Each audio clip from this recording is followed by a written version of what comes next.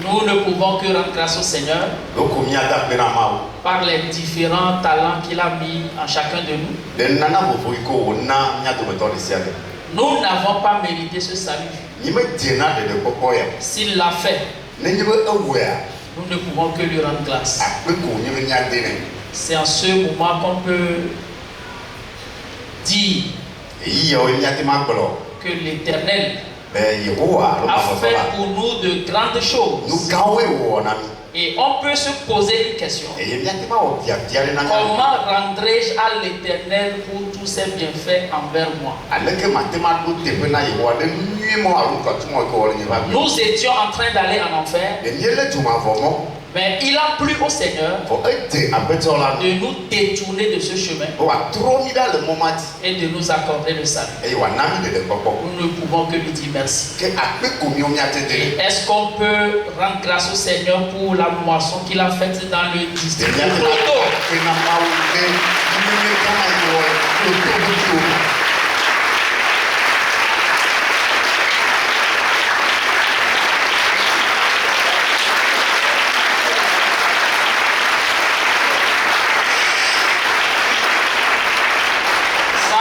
Dieu seul qui est capable de faire ça. Amen. Amen. Nous allons prier. Seigneur, merci infiniment pour ta bonté dans nos vies. Merci pour ce salut que tu nous accordes. Merci de nous avoir ajoutés à l'église. Et merci de ce que tu nous nourris chaque jour afin que nous puissions croître pour la rédemption. Merci pour ce QG de ce soir. Merci pour les mots que tu m'accordes, moi et mon interprète, pour exprimer ta pensée. Et merci pour la compréhension que tu donnes à l'auditoire ce soir. Béni sois-tu. Au nom de Jésus, nous avons prié. Bien-aimés dans le Seigneur, le salut, c'est une réalité. Le salut, ce n'est pas une adhésion à un groupe. Le salut, ce n'est pas une affaire de sensation. Ce n'est pas que je sens que je suis sauvé. Si tu es sauvé, il faut que tu saches que tu es sauvé. Parce que le salut, ça se sait. Dis avec moi, le salut, ça se sait. Donc on ne peut pas sentir de temps en temps qu'on est sauvé. Et que notre salut soit comme le dos d'âne. Où le matin tu es sauvé, le soir toi-même tu doutes de ton salut. Si ça arrive comme ça, ce n'est pas bon. Le salut doit être réel, aussi réel que tu peux voir ton pouce. Bien-aimé dans le Seigneur, il est important que pendant qu'on rend grâce au Seigneur pour la moisson qu'il fait, que nous-mêmes nous nous examinons chaque jour pour savoir si vraiment nous sommes dans cette affaire. Parce que quand le Seigneur reviendra, son seul objectif, c'est de voir s'il peut trouver la foi sur la terre. Or, cette foi-là ne doit pas être en l'air. Cette foi-là doit être ta possession. Et il faut que tu te retrouves dans cette foi avant qu'il ne puisse venir te chercher. Si on ne s'examine pas pour voir si nous sommes dans la foi, on aura un sérieux problème dans le chemin, sur le chemin. Bien aimé dans le Seigneur, le salut est tellement une chose précieuse et qui a demandé à ce que des investissements soient faits par rapport à lui. Les premières recherches et investigations qui ont été faites n'ont pas été faites pour voir comment le monde est créé, n'ont pas été faites pour fabriquer de grandes choses dans ce monde. Mais ces recherches, ces investigations ont été faites à l'endroit du salut. Est-ce qu'on peut lire 1 Pierre 1? 1 Pierre 1, verset 10 à 12. 1 Pierre, le chapitre 1, le verset 10 à 12. Oui. Les prophètes qui ont prophétisé touchant la grâce qui vous était réservée ont fait de ce salut l'objet de leurs recherches et de leurs investigations. Voulant sonder l'époque et les circonstances marquées par l'Esprit de Christ qui était en eux et qui attestait d'avance les souffrances de Christ et la gloire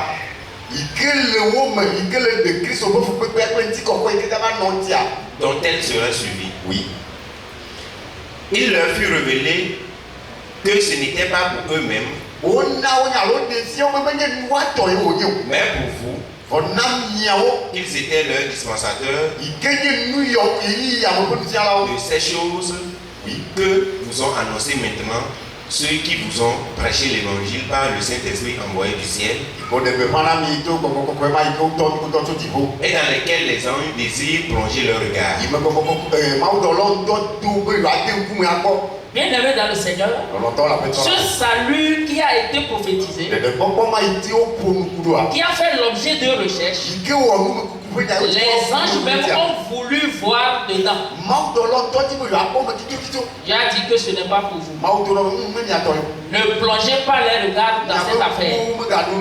Parce que ceux à qui cela est destiné, c'est les gens comme toi et moi. Alléluia. C'est à nous que cela a été destiné. Donc si les prophètes, dont la Bible dit qui avaient l'esprit de Christ en eux, ont prophétisé, ont fait des recherches concernant ce salut, il est important que toi et moi qu'on puisse se focaliser sur ce salut-là pour savoir quelle est notre part dans cette affaire. Parce que Jésus venant dans ce monde a expliqué dans sa mission, dans les villages et dans les villes, ce qui concerne ce salut. Mais pendant qu'il explique cela dans son enseignement, vous savez, quelqu'un a posé la question à Jésus. Dans Luc 13. Luc 13, verset 23. Quelqu'un lui dit: Seigneur, y a-t-il que peu de gens qui soient sauvés? L'enseignement que Jésus prêche, quand les gens l'écoutent, les gens sont arrivés à cette conclusion. Comme ce jeune homme qui pose la question: y a-t-il que peu de gens qui soient sauvés? Ça, c'est quelqu'un qui pose la question. Qu'en est-il des disciples? Les disciples de Jésus, qui sont proches de Jésus, ayant écouté plusieurs fois ses enseignements, se posent aussi cette question. Est-ce qu'on peut lire 1, 2 et 3? Matthieu 19, le verset 25. Les disciples ayant entendu cela furent très étonnés et dirent: qui peut donc être sauvé? Les disciples ayant entendu cela furent très étonnés. Et ils disent: qui peut être sauvé? Donc si les disciples peuvent poser cette question, en leur temps, c'est que cette question est toujours d'actualité. Aussi longtemps qu'on peut être sur cette terre, disant qu'on est sauvé, il faut auparavant qu'on puisse se poser cette question. Si tu ne t'es jamais posé cette question, qui peut donc être sauvé? C'est clair qu'il y a un problème avec mon salut. Parce que les paroles que Jésus enseigne, ce sont des paroles dures, où on peut se poser la question: qui peut même écouter ces choses? Pour que tu parviennes au salut, c'est ces choses que tu dois écouter. Les disciples Nous serons là. Étaient avec Jésus. Ils se sont éparpillés. Ils se sont dispersés. Jésus pose la question. Vous, pourquoi vous ne partez pas? Qu'est-ce que Pierre a dit? À qui irions-nous? Car auprès de toi demeurent les paroles de la vie éternelle. Les paroles de la vie éternelle qui t'accordent le salut t'amènent d'abord à poser cette question. Qui peut être sauvé? Demande à celui qui est à côté de toi. Est-ce que tu t'es une fois posé cette question? Bien. Il dit quoi? Qui peut être sauvé?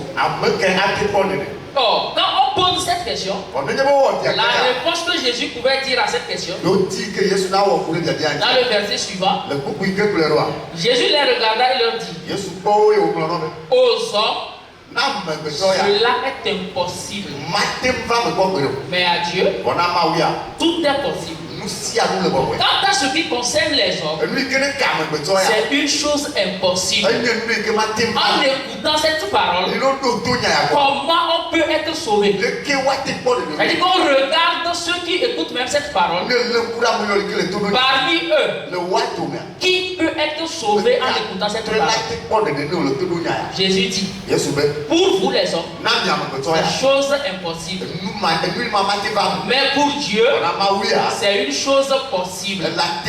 Donc la possibilité que Dieu offre, c'est de dire: efforcez-vous.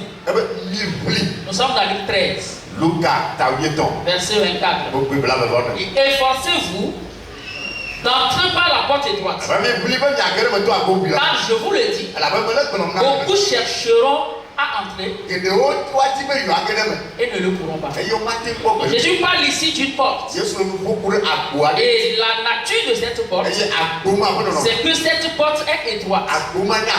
Dans d'autres versions, la façon dont Matthieu a vu ou a écouté ce que Jésus a dit, dans Matthieu 7, verset 14, il dit: mais étroite est la porte, resserré est le chemin qui mène à la vie, et il y en a peu qui les trouvent. Donc le chemin qui mène à la vie, alors ce chemin est resserré. Donc la vie ici, c'est le fait d'être sauvé. Donc, il y a un chemin qui doit t'amener à ce salut. Rappelez-vous, Jésus pouvait dire que je suis le chemin, la vérité et la vie. Pour que quelqu'un ait la vie, il faut qu'il retrouve le chemin. Et pendant qu'il retrouve le chemin, il faut qu'on lui explique une vérité. Cette vérité qui était déjà là. Et c'est la compréhension de cette vérité qui te donne la vie. Seulement que ce n'est pas facile même de retrouver le chemin. Si tu retrouves le chemin, est-ce que tu as retrouvé la porte? Si tu as retrouvé la porte, est-ce que tu es entré par la porte? Bien aimé dans le Seigneur, c'est très important de mémoriser ces choses. Pourquoi? Parce que Jésus nous parle de l'étroitesse de cette porte. La porte, elle est tellement étroite qu'elle est trois en une. Elle est trois en une. Parce que pour ton salut, c'est que quelqu'un est sorti, il est entré, il t'a fait sortir et tu es entré en lui.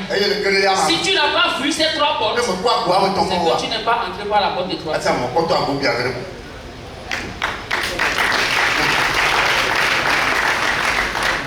Étroite est la porte. Quelqu'un est entré, on lui a ouvert la porte. Le portier lui a ouvert la porte. Lui, le berger, qui aussi est une porte, est entré. Il est sorti, il a appelé ses brebis. Les brebis l'ont suivi. 18. Et les brebis sont entrées en lui. Donc c'est quand tu entres en lui, on peut dire que tu es entré par la porte étroite. L'étroitesse de cette porte, la porte est tellement étroite que Jésus la compare même à un trou d'une aiguille. J'ai avec moi trou d'une aiguille. Luc 18, verset 24. Car il est plus facile à un chameau de passer par le trou d'une aiguille qu'à un riche d'entrer dans le royaume de Dieu. La Bible parle ici d'un chameau qui doit entrer dans le trou d'une aiguille. C'est quoi le trou d'une aiguille? Vous savez, en Israël, les villes sont barricadées par des murailles pour protéger la ville contre les ennemis. Mais en cas d'attaque, il y a toujours une porte là. Une porte, une issue. Issue de secours par laquelle le roi peut s'échapper.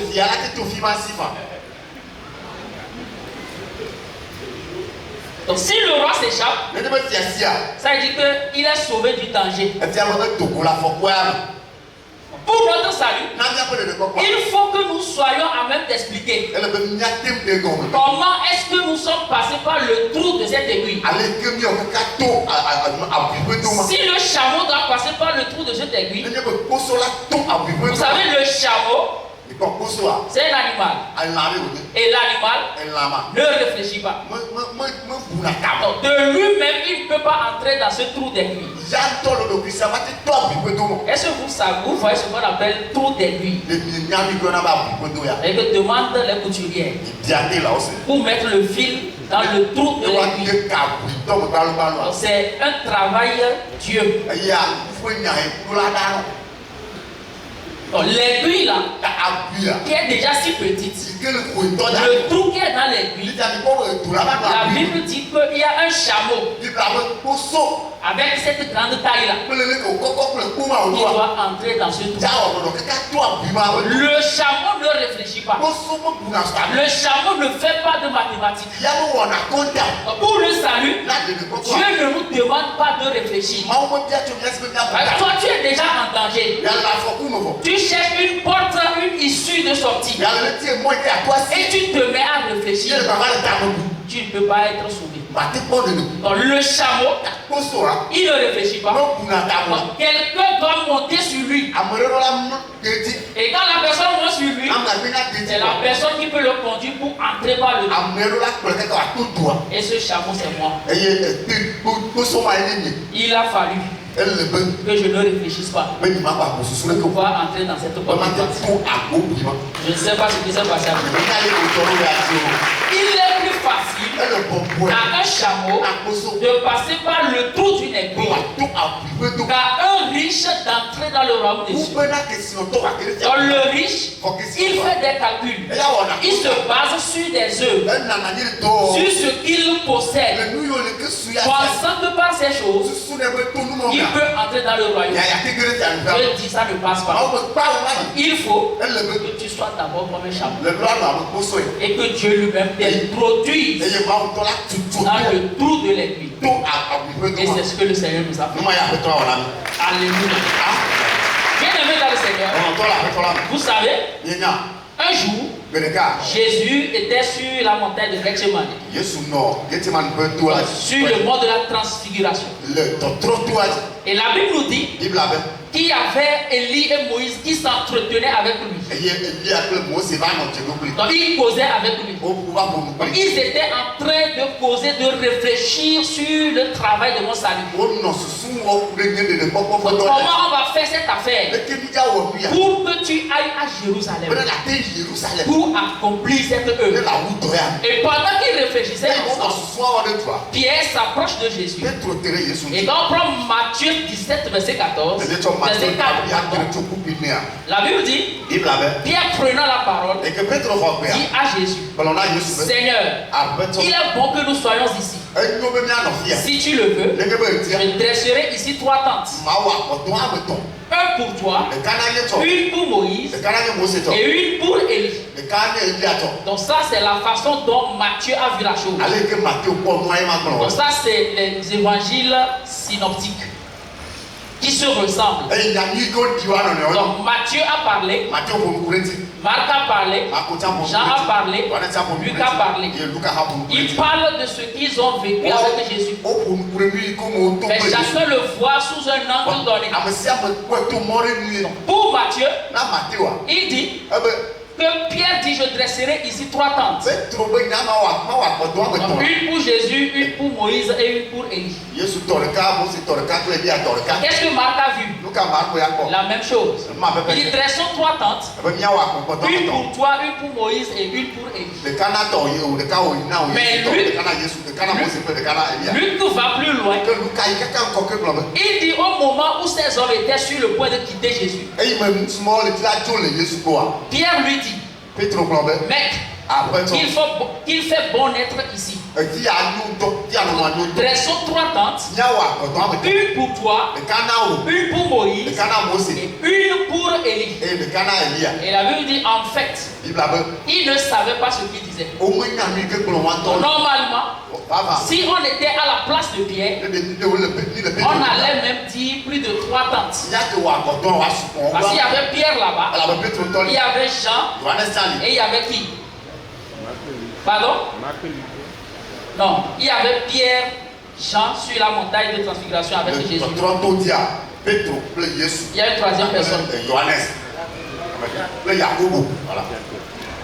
Jacques, voilà. Jacques, Jean et Pierre. Donc Pierre, il devait dire, donc, construisons 6 tentes. Ou alors 4 tentes. Une pour Jésus, une pour Moïse, une pour Élie. Il y en a une là, nous 3, on va se la partager. Mais Pierre a dit 3. Et Luc nous dit qu'il ne savait pas ce qu'il disait. Ça veut dire que Pierre, c'est comme s'il ne réfléchit pas. Mais en fait, ce que Pierre veut dire, c'est que si Jésus lui peut trouver déjà une tente pour lui, c'est que moi aussi je peux me reposer à son nom. Moi je n'ai plus besoin de construire une tente pour moi. Donc, face aux aléas de la vie, si Jésus est là et que je peux me retrouver avec Jésus, c'est que je suis sauvé. Donc lui, il n'a pas besoin de réfléchir. Parce qu'il allait réfléchir ici, ce serait comme une réflexion humaine. Mais qu'est-ce que Dieu veut nous faire comprendre? Le trou de l'aiguille là, il ne faut pas réfléchir pour pouvoir y entrer. Pierre n'a pas réfléchi. Alléluia. Est-ce que tu peux acclamer le Seigneur? C'est pour cela, la seule chose qui s'impose, c'est l'examen. L'examen de tous les jours. 2 Corinthiens 13, verset 5. Un verset que nous connaissons très bien. Et ici nous sommes dans parole vivante. Est-ce qu'on peut lire ensemble? Et toi. Mettez-vous donc vous-même à l'épreuve. Examinez votre vie pour voir si vous vivez dans la foi. Oui, faites un peu votre examen de conscience. Ne reconnaissez-vous pas que Jésus-Christ est parmi vous, à moins que cet examen ne tourne à l'échec et que votre qualité de chrétien ne résiste pas à l'épreuve. Il dit, mettez-vous donc vous-même à l'épreuve. Examinez votre vie pour voir si vous vivez dans la foi. Donc ça c'est le 2e épître que Paul envoie aux Corinthiens. Non, pour Paul et pour les Corinthiens eux-mêmes, c'est qu'ils ont déjà la foi. Donc, ils se disent déjà chrétiens. Et ils vivent une vie de chrétien. Mais face aux différentes batailles qu'ils rencontrent, Paul, il a été interpellé plusieurs fois. Lisez le premier verset de 2 Corinthiens 13. Le verset 1. Oui. Je vais chez vous pour la 3e fois. Tout affaire se réglera sur la déclaration de 2 ou de 3 témoins. Lorsque j'étais présent pour la seconde fois, j'ai déjà dit, et aujourd'hui que je suis absent, je dis encore d'avance à ceux qui ont péché précédemment et à tous les autres que si je retourne chez vous, je n'userai d'aucun ménagement. Ça dit que c'est le voilà. C'est que j'appliquerai une rigueur. Parce que ce n'est pas la première fois. Donc on dit qu'on est chrétien. Mais quand Paul entend le rapport de ce qui se passe en Corinthe, ceux-là qui sont vraiment pétris de divers dons. Quand Paul entend le rapport, il se dit qu'il y a un problème. Paul a intervenu. Il dit la 3e fois. Actuellement, je ne suis pas chez vous. Je vous envoie d'avance ce débit. Quand je serai là, ce ne serait pas facile. Quand on voit votre vie, il est judicieux de vous examiner. Il dit examinez-vous, examinez votre vie pour voir si vous vivez dans la foi. Ne dites pas que vous avez la foi, non. Il faut aller au-delà. Est-ce que je vis selon la foi? Parce que pour Dieu, ce qui lui intéresse, c'est la foi. La Bible dit, or sans la foi, il ne saurait être question de lui être agréable. Pour qu'on soit agréable à Dieu, agréable pour le salut d'abord, c'est par la foi. Après le salut, Dieu veut qu'on lui soit agréable par nos actions. Et ça aussi, ça doit être par la foi. Rappelez-vous dans Genèse 4, la Bible dit, l'Éternel porta un regard favorable sur Abel et sur son offrande. C'est pas seulement sur son offrande. C'est-à-dire que la personne même d'Abel a été trouvée agréable. Il a la foi. Il est sauvé. Donc il faut maintenant qu'il marche. Et dans sa marche, c'est une vie d'offrande, de sacrifice. Et l'offrande là aussi, Dieu veut que ça soit agréable. Or sans la foi, cela n'est pas possible. Et la seule chose que Dieu aime, ou la seule chose que Dieu consomme, c'est quoi? C'est la foi. Hébreux 12, verset 1 à 2. Nous donc aussi, puisque nous sommes environnés d'une si grande nuée de témoins,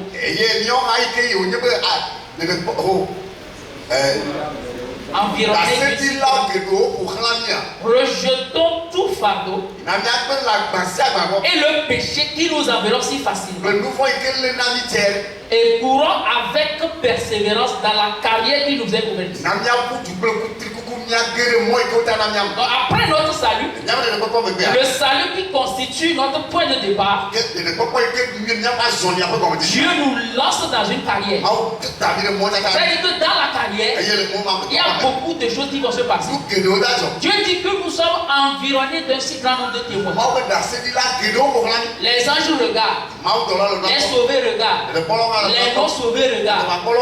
Dans cette carrière, la Bible nous dit qu'il faut que nous ne marchions pas les yeux posés sur terre. Ou alors que nous ne regardions ni à gauche ni à droite.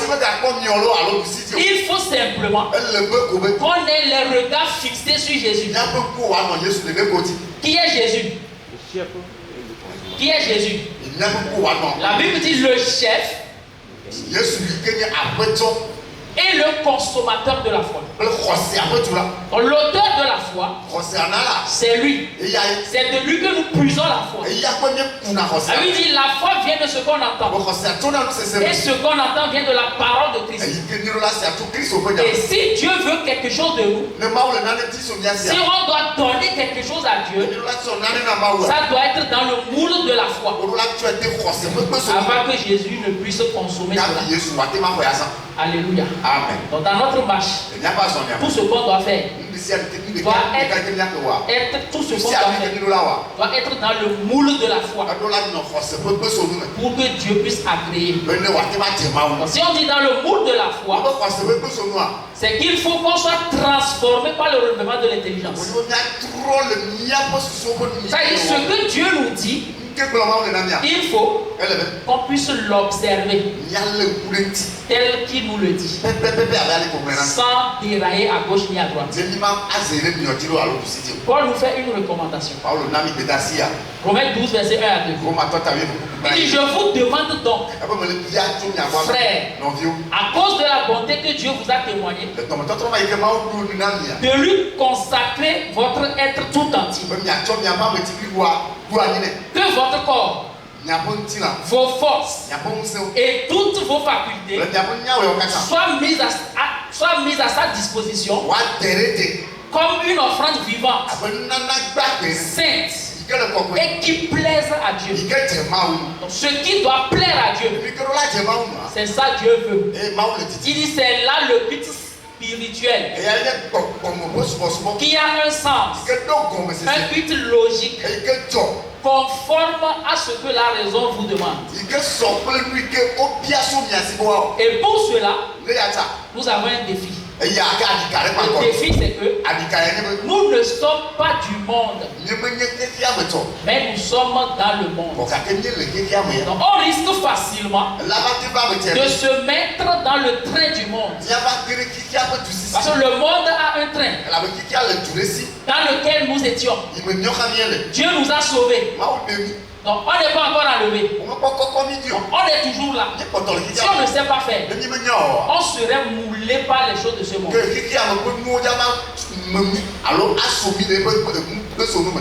C'est pour cela. Paul dit. Est-ce qu'on peut lire un de toi? Ne vous coulez pas simplement dans le monde, dans le moule de tout le monde. Ne conformez pas votre vie aux principes qui régissent le siècle présent.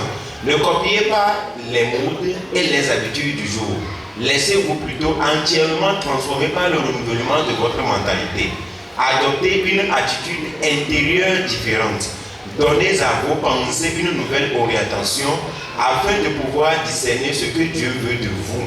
Ainsi, vous serez capable de reconnaître ce qui est bon à ses yeux, ce qui lui plaît et qui vous conduit à une réelle maturité. Pour être capable de reconnaître ce qui est bon aux yeux de Dieu et non à notre propre yeux, ce qui lui plaît et qui nous conduit à une réelle maturité. Dieu nous appelle à une maturité.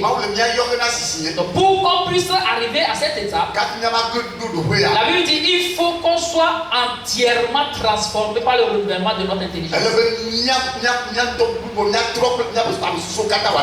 Ici il y a deux mots. La conformation, se conformer, et la transformation.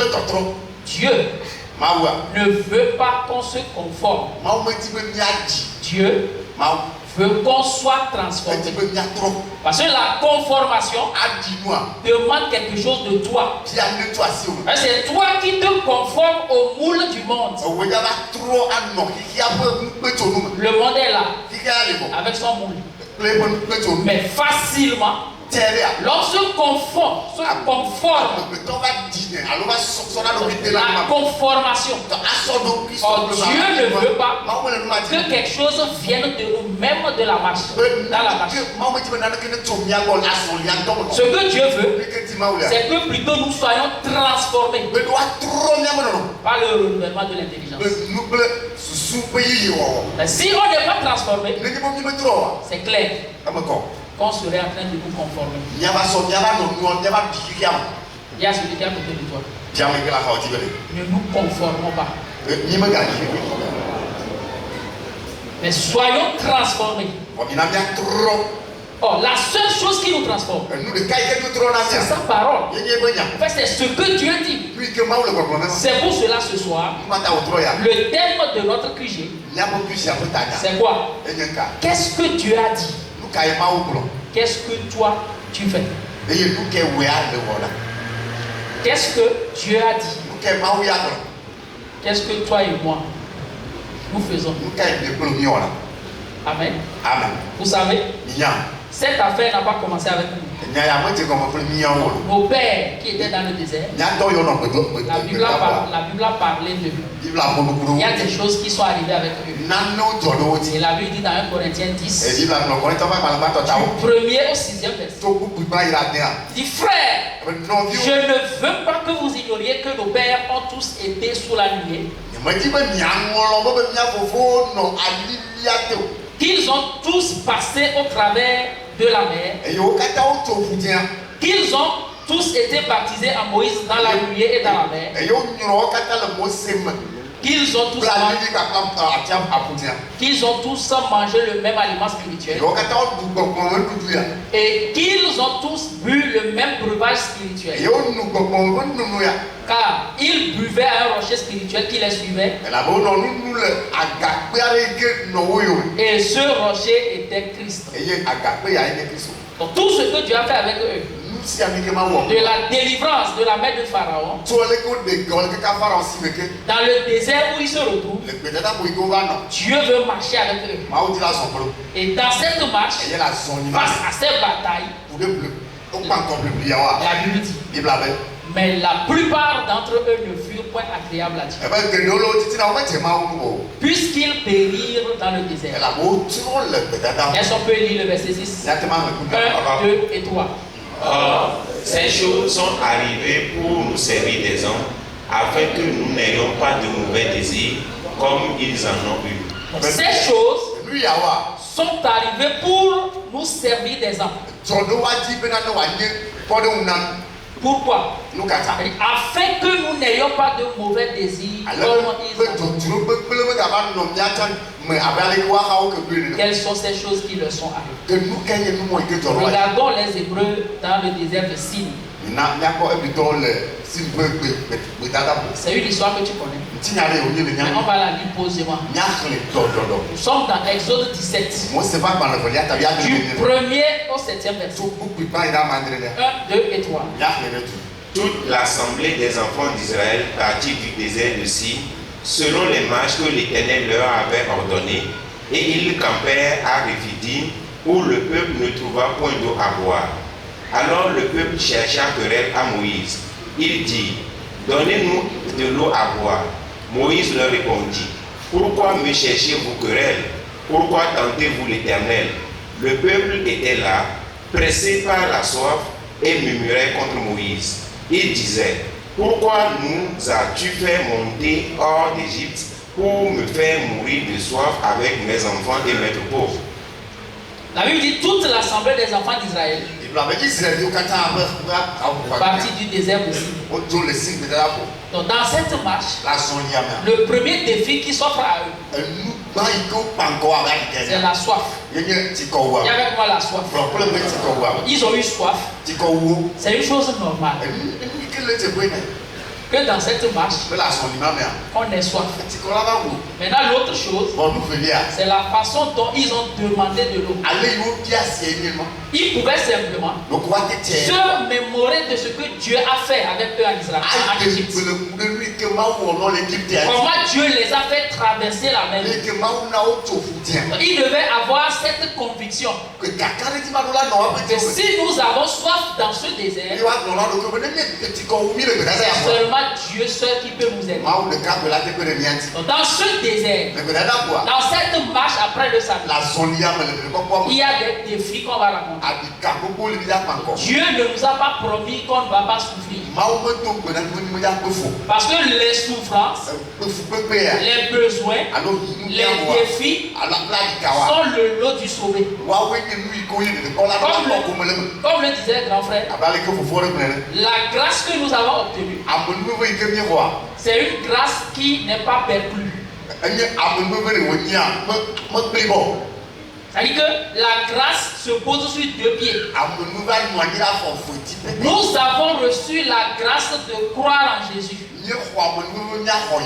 Non seulement de croire en lui, mais aussi de souffrir pour lui. Donc le premier pied de la grâce, tu crois, tu es sauvé. Maintenant, le second pied doit marcher.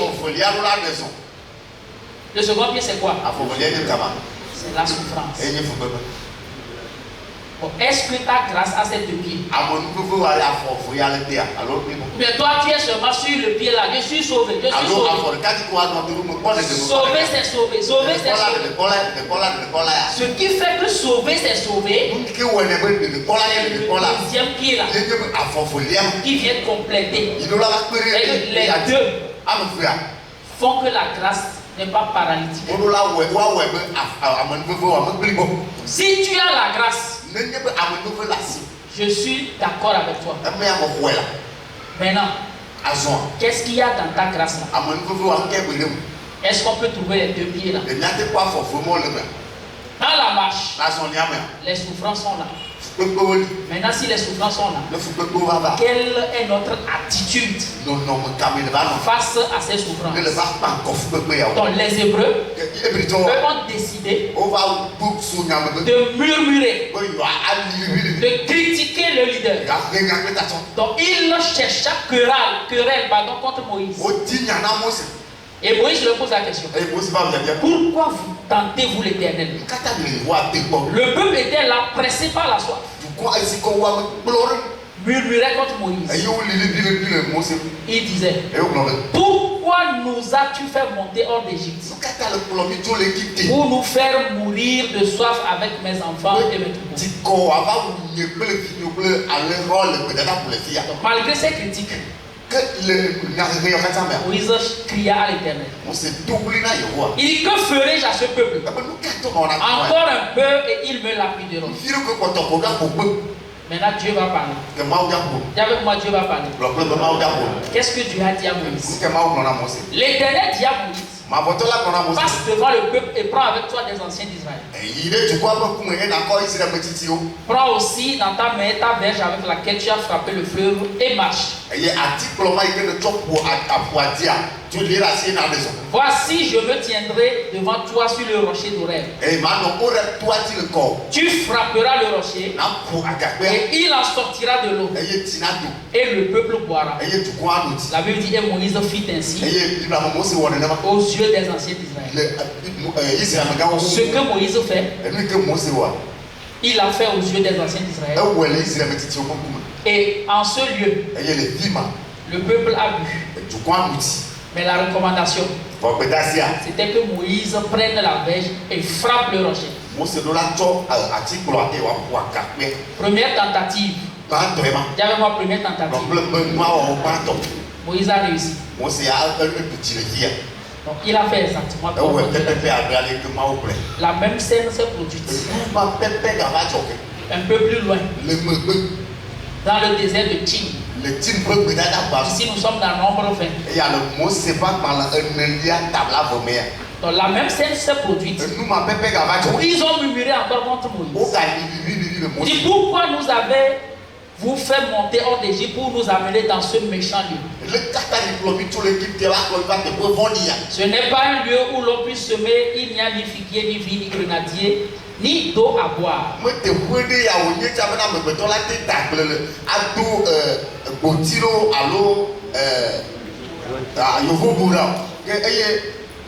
Ni d'eau à boire.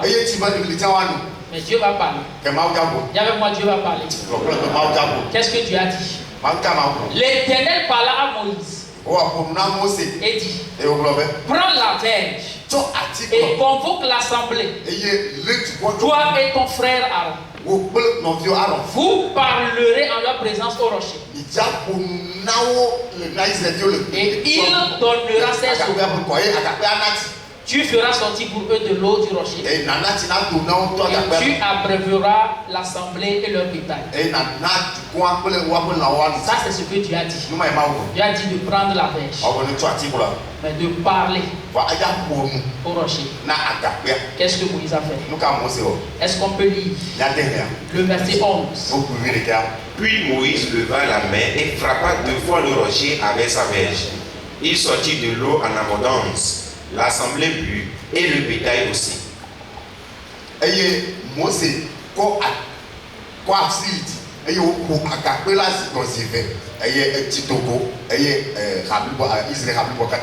Bien-aimé, qu'est-ce que le peuple voulait?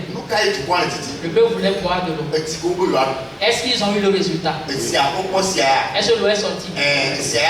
Oui. Mais est-ce que Dieu est satisfait? Non. Donc on peut avoir des choses dans ce monde en tant que sauvé. Et que tu demandes, tu obtiens. Pour toi tu as le résultat. Mais entre le fait que tu as demandé et le résultat que tu as eu, qu'est-ce qui s'est passé à l'intérieur? C'est ce détail que Dieu lui veut voir. Pour savoir si Moïse a fait exactement ce qu'il lui a dit. Première tentative, verset 17. Moïse a réussi. Deuxième tentative, il a semblé réussir. Il dit prends la verge. Est-ce qu'il n'a pas pris la verge? Il a pris la verge. Deuxième des choses, parle au rocher. Moïse, est-ce qu'il a parlé? Il a fait quoi? Il a frappé le rocher 2 fois. Rappelez-vous que ce rocher, c'est Christ. C'est à ce rocher qu'ils ont bu la première fois. Et c'est à ce rocher qu'ils vont toujours boire. Seulement que le rocher ne devait pas être frappé 2 fois. Première fois, dans Exode 17, Dieu a dit de frapper le rocher. Moïse a frappé le rocher. Deuxième fois, point n'est besoin que le rocher soit encore frappé. Dieu dit qu'il faut parler. Et que Dieu lui a un plan derrière tout ça. Si l'homme n'observe pas ça, il aura les conséquences. Mais le plan de Dieu va toujours s'accomplir. Qu'est-ce que Dieu voulait faire comprendre? Jésus qui est le rocher ne devait pas être frappé 2 fois. Il devait seulement être frappé 1 fois. Il devait souffrir 1 fois. Mourir pour les péchés 1 seule fois. Pour toutes. Pas 2 fois. Si on le frappe la deuxième fois, c'est bien un problème. La deuxième fois, il faut seulement parler. Si quelqu'un a compris comment Christ a fait l'œuvre, la suite, il faut qu'on lui prêche ça. Jésus a fait l'œuvre. Il a été bastonné, flagellé.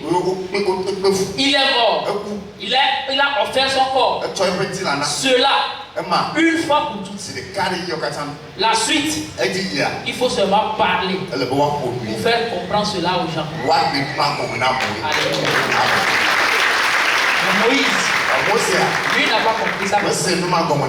Romains 6, verset 10. Car il est mort. Et c'est pour le péché qu'il est mort une fois pour toutes. Il est revenu à la vie. Et c'est pour Dieu qu'il vit. Donc la seconde fois, il faut seulement parler. Jean 16, 13. Quand le consolateur sera venu, l'esprit de vérité, il vous conduira dans toute la vérité. Car il ne parlera pas de lui-même, mais il dira tout ce qu'il aura entendu. Et il vous annoncera les choses à venir. Bien-aimé dans le Seigneur, quelle instruction on peut tirer de ça? Vous savez, par après, Moïse, il a supplié le Seigneur. Seigneur, aie miséricorde. Est-ce qu'on peut lire? Deutéronome 3. Verset 23 à 28. En ce temps-là, j'implorai la miséricorde de l'Éternel en disant: Seigneur Éternel, tu as commencé à montrer à ton serviteur ta grandeur et ta main puissante, car quel Dieu y a-t-il au ciel et sur la terre qui puisse imiter tes œuvres et tes offres? Vous voyez, il est en train de faire Atalapoiti.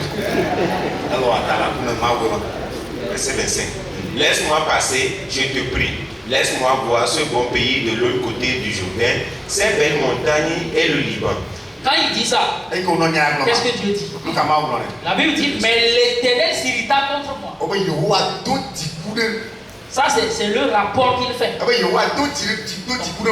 j'ai fait toutes ces choses, l'Éternel s'irrita contre moi à cause de vous. Et il ne m'écouta point. L'Éternel me dit: c'est assez. Ne me parle plus de cette affaire. Et que Dieu a fini. Il dit: tu verras le pays là. C'est-à-dire que Dieu a refusé. Mais quand même, il dit: viens. Je vais te faire monter. Monte au sommet du Pisgah. Porte tes regards à l'Occident, au nord, au midi et à l'Orient. Et contemple de tes yeux, car tu ne passeras pas ce jour. Là où tu es, il faut préparer déjà la relève. Si c'est toi là, tu verras, mais tu n'iras pas. Prépare Josué, fortifie-le, affermis-le, car c'est lui qui marchera devant ce peuple et qui le mettra en possession du pays. Donc, il y a des choses qu'on fait et Dieu lui l'a déjà parlé. Donc, il ne parle plus. Si tu veux savoir ce qu'il a dit, plonge tes regards dans les Écritures. Ce que je veux faire là, qu'est-ce que Dieu a dit concernant ça avant de poser le pas? Sinon, tu poses le pas, mais par après, il y aura les retombées. Ce que Moïse vit ici, pour lui, c'est la pire des choses qu'on peut lui faire vivre. Avec tout ce que Dieu a fait par lui depuis l'Égypte. Donc dire à Moïse qu'il ne verra pas, qu'il n'entrera pas. Moïse n'a pas pu supporter cela. Qu'est-ce que Dieu a dit? Qu'est-ce que toi tu fais? Donc, pendant que nous expliquons ces choses, il faut que nous nous voyons dans l'histoire de ces patriarches. Parce que nous avons la même foi. Ces choses leur sont arrivées pour nous servir d'exemple, afin qu'on n'ait pas de mauvais désirs, afin qu'on puisse tirer instruction de ça. Un autre cas, le cas du roi Saül. Dis avec moi Saül. Dans 1 Samuel 15, il y a une merveilleuse histoire là-bas. Est-ce qu'on peut lire ensemble 1, 2, 3? Samuel dit à Saül: c'est moi que l'Éternel a envoyé pour toi un roi sur son peuple, sur Israël. Écoute donc ce que dit l'Éternel. Ainsi parle l'Éternel des armées. Je me souviens de ce que Amalek fit à Israël lorsqu'il lui ferma le chemin à sa sortie d'Égypte. Va maintenant, frappe Amalek et dévoué par interdit tout ce qui lui appartient. Tu ne l'épargneras point et tu feras mourir hommes et femmes, enfants et nourrissons, bœufs et brebis, chameaux et ânes. Saül convoqua le peuple et en fit la revue à Télaïm, et il y avait 200 000 hommes de pied et 10 000 hommes de Juda. Donc Dieu parla à Samuel. Il va dire à Saül d'aller combattre Amalek. Il dit, je me souviens de ce qu'Amalek fit à Israël lorsqu'il lui ferma le chemin à sa sortie d'Égypte. Qu'est-ce que Amalek fait à Israël? Retournons dans Exode 17. Après l'épisode qu'on a vu avec le peuple juif, où ils ont eu soif, Dieu leur a donné à boire. Aussitôt bu, la suite, il avait dit Amalek va combattre Israël avec dis avec moi Amalek. Il dit alors Moïse dit à Josué, choisis-nous des hommes, sors et combat Amalek. Josué fit ce qui lui avait été dit. Et c'est dans cette histoire qu'on comprend que pendant que Moïse élevait les mains, il prend la verge et il lève ses mains. Israël gagnait Amalek. Mais à un moment donné, ses mains étaient fatiguées. Et Hur et Aaron vont le soutenir. Et quand ils le soutiennent, ses mains sont toujours élevées. Le peuple a gagné Amalek. Et dans le verset 16, la Bible dit, parce que la main a été levée sur le trône de l'Éternel, il y aura guerre de l'Éternel contre Amalek de génération en génération. Que représente Amalek? Amalek, après leur sortie d'Égypte, il les rencontre. Mais quand tu vois toute l'histoire dans le désert, ils ont rencontré plusieurs fois Amalek. Et c'est ce Amalek que Dieu recommande à qui? À Saül de combattre. Amalek c'est qui? Quelle est son origine? Genèse 36. Genèse 36, verset 15 à 16. Genèse 36, verset 15 à 16. Voici les chefs de tribus issus des fils de Saül. Oui. Voici les fils d'Éliphaz, premier-né de Saül. Le chef Théman, le chef Omar, le chef Tchépo, le chef Kenaz, le chef Coré, le chef Géatam, le chef Amalek. Ce sont là les chefs issus d'Éliphaz dans le pays d'Édom. Ce sont les fils d'Ada. Est-ce que vous voyez la généalogie? Vous vous rappelez de Saül? Et Saül et Jacob. Dieu a choisi qui? Jacob. Il a rejeté qui? Esaü. Donc la descendance d'Esaü, la Bible nous parle d'Éliphaz. Donc les enfants d'Éliphaz, on retrouve là Amalek. Donc ça dit qu'il sort d'une lignée rejetée. Amalek, c'est notre chair. Touche celui qui est en train de dormir à côté de toi. Dis-le qu'on parle de ta chair. Amalek, c'est notre chair que nous allons rencontrer, qui est au fait collé à nous. Dès que Israël est sauvé, il a traversé la mer Rouge. Premier réflexe, ils ont besoin de boire de l'eau. L'eau étant l'image de la parole. Tu es sauvé, il faut que tu te nourrisses de la parole. Et pendant que tu te nourris de la parole, c'est pour faire face à ce combat. Après qu'ils ont bu, Amalek vient. Amalek. Dis avec moi Amalek. Il est contre toi. Donc, la lutte entre Amalek et nous.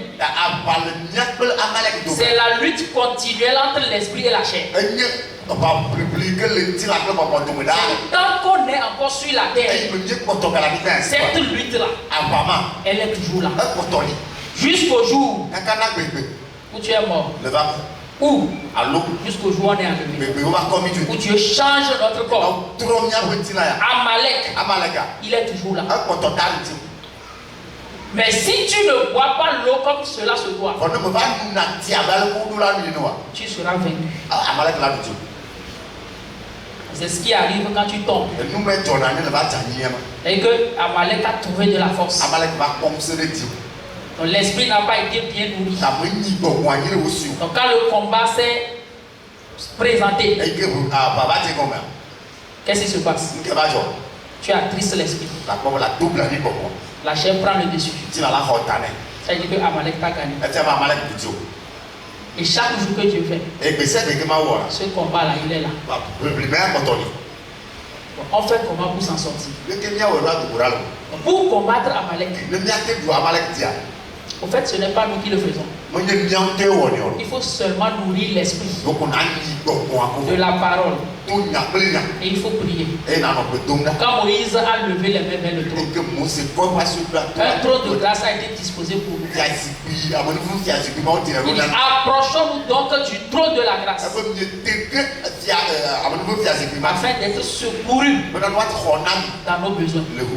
Premier besoin que nous avons, c'est de pouvoir plaire au Seigneur. Pour plaire au Seigneur, l'esprit doit toujours gagner. Si Amalek gagne, c'est-à-dire qu'on ne plaît pas au Seigneur. Pour ce faire, la prière et quoi? Et la parole. C'est avec moi la prière et la parole.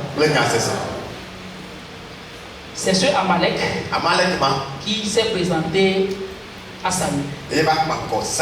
Et Dieu veut que Saül finisse avec Amalek.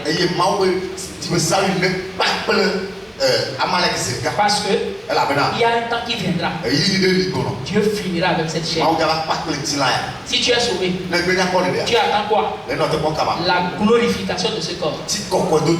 Donc ce qui se passe ici, c'est qu'il faille que Saül gagne Amalek.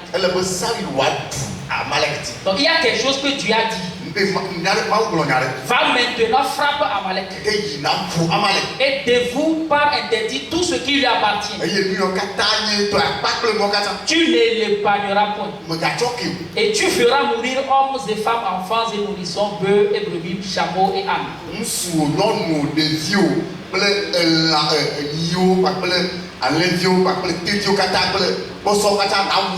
Mais qu'est-ce que Saül a fait? Saül convoqua le peuple et en fit la revue à Télaïm, c'est-à-dire le dénombrement.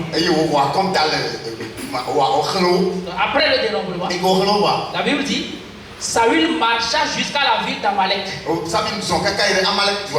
et mit une embuscade dans la vallée.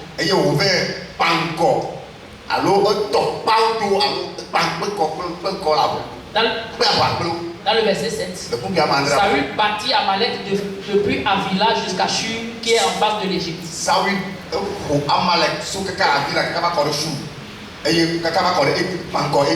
Mais les problèmes vont commencer. Le problème c'est quoi? Est-ce qu'on peut lire ce qui est en rouge? 1, 2, 3. Il prit vivant Agag, roi d'Amalek. Il prit vivant qui? Agag, roi d'Amalek. On te dit d'aller combattre un peu. Si tu arrives à prendre le roi, c'est que normalement le combat est comment? Avec quelle intention lui a pris le roi? Est-ce que c'est pour le tuer? Non. Mais lui prend le roi, non seulement le roi, mais aussi d'autres choses. Quelle autre chose? La Bible dit, mais Saül et le peuple épargnèrent Agag et les meilleures brebis, les meilleurs bœufs, les meilleures bêtes de la seconde portée.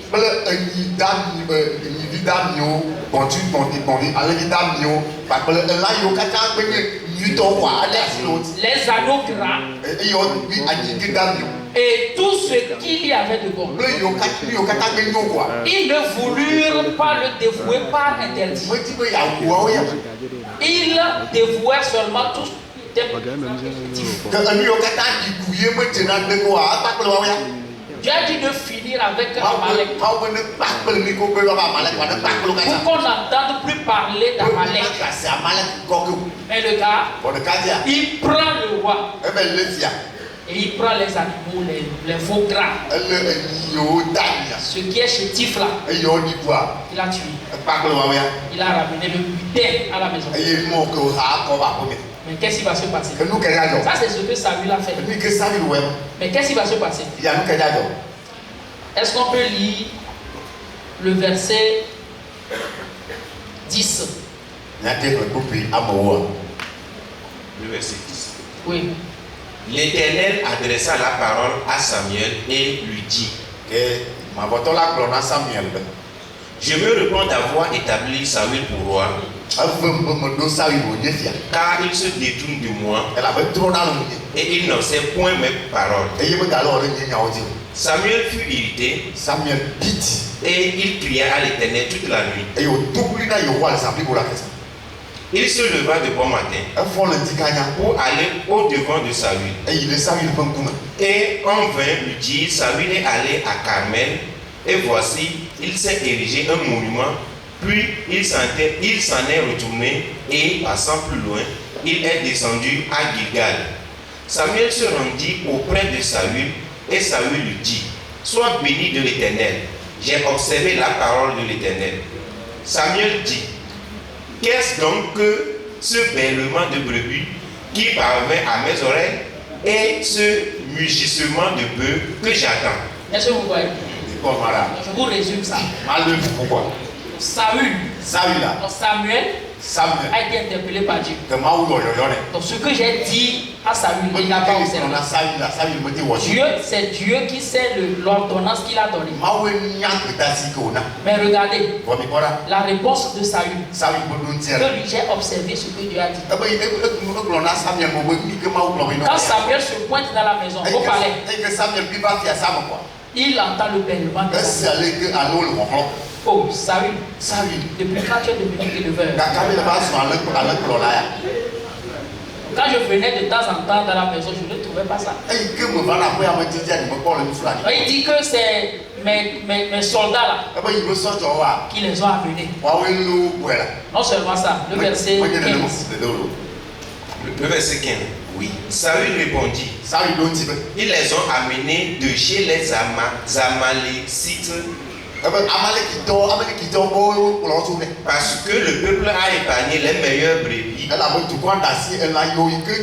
et les meilleurs bœufs, afin de les sacrifier à l'Éternel ton Dieu. Et le reste, nous l'avons dévoué par intérêt. Est-ce que vous voyez? Donc vous voyez son argutie. Bon, j'ai pris ça. Mais l'objectif, c'est pas pour moi. Dieu, c'est pour toi. C'est pour t'offrir un sacrifice. Donc, quel est ce Dieu qui va refuser ça? Verset 16. Samuel dit à Saül: arrête, et je te déclarerai ce que l'Éternel m'a dit cette nuit. Et Saül lui dit: parle. Samuel dit: lorsque tu étais petit à tes yeux, n'es-tu pas parvenu le chef des tribus d'Israël? Et l'Éternel ne t'a-t-il pas oint pour que tu sois roi sur Israël? L'Éternel t'avait fait partir en disant: va, et dévoue par interdit ces pécheurs, les Amalécites. Tu leur feras la guerre jusqu'à ce que tu les aies exterminés.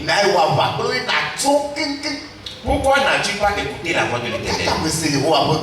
Pourquoi t'es-tu jeté sur le butin Et as-tu fait ce qui est mal aux yeux de l'Éternel? Saül répondit à Samuel. J'ai bien écouté la voix de l'Éternel et j'ai suivi le chemin par lequel m'envoyait l'Éternel. J'ai amené Agag, roi d'Amalek, et j'ai dévoué par interdit les Amalécites. Mais le peuple a pris sur le butin des brebis et des bœufs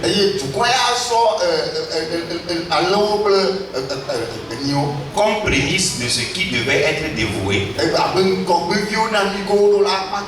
afin de les sacrifier à l'Éternel ton Dieu à Gilgal. Lis le verset 22. Verset 22. Samuel dit: l'Éternel trouve-t-il du plaisir dans les holocaustes et les sacrifices, comme dans l'obéissance à la voix de l'Éternel?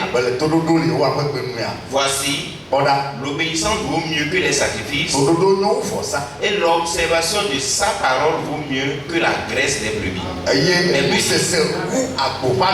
Qu'est-ce que Dieu veut? L'obéissance. Ce n'est pas affaire de sacrifice là. Parce que quelle est la compréhension que tu as derrière ce que je t'ai demandé de faire? Toi tu es allé prendre des veaux gras et tu as pris avec toi Agag, tu l'as pas tué. Ça, ce sont des sacrifices, des holocaustes que tu veux offrir. Mais ce qui plaît à Dieu, c'est plutôt l'obéissance. Donc il y a ce que Dieu a dit. Est-ce qu'on obéit à ce qu'il a dit, ou bien on fait notre chose? On ajoute des choses, on retranche des choses. Donc il prend le roi des Amalécites. Ça veut dire que dans les péchés, il y a certains péchés là que j'appelle péché mignon. Ça là, je garde ça. Et je ne vais pas laisser ça. C'est ça qui causera le problème. Il prend le roi. Il a tué les sujets. Mais le roi est vivant. Le grand Amalek est vivant. Oh, le plan de Dieu, c'est de finir avec Amalek. C'est pour cela, par finir Samuel, il dit: amenez-moi Agag, roi d'Amalek. Et Agag s'avança vers lui d'un air joyeux. Il disait: certainement l'amertume de la mort est passée. Samuel dit: de même que ton épée a privé des femmes de leurs enfants, ton épée a privé les femmes de leurs enfants.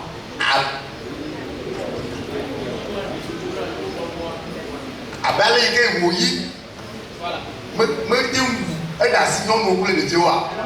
Les a tués au fait. Donc les femmes. Voilà. Ainsi ta mère entre les femmes sera privée d'un fils. Ta mère entre les femmes sera privée d'un fils. Et Samuel sera privé d'un fils. Son fils sera tué. Son fils sera tué quoi. C'est son fils.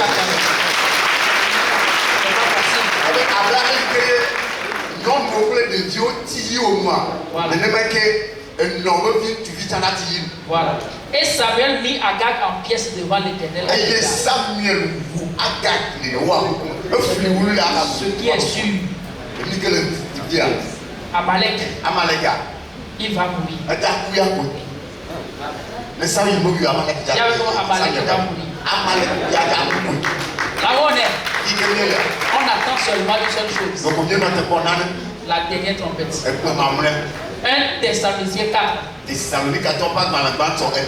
verset 16 à 17. La seule chose qu'on attend, c'est quoi? Car le Seigneur lui-même a un signal donné, à la voix d'un archange et au son de la trompette de Dieu, descendra du ciel et les morts en Christ ressusciteront premièrement. Ensuite, nous les vivants qui seront restés, nous serons tous ensemble enlevés avec eux sur des nuées à la rencontre du Seigneur dans les airs, et ainsi nous serons toujours avec le Seigneur. Alléluia. Je peux acclamer le Seigneur. Oui, la trompette sonnera. Et dès qu'elle sonnera, les morts en Christ ressusciteront.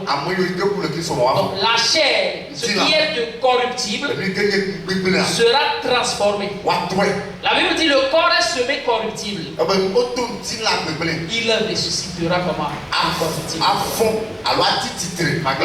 Face aux défis que nous avons, face aux batailles que nous avons, on tombe, on se relève.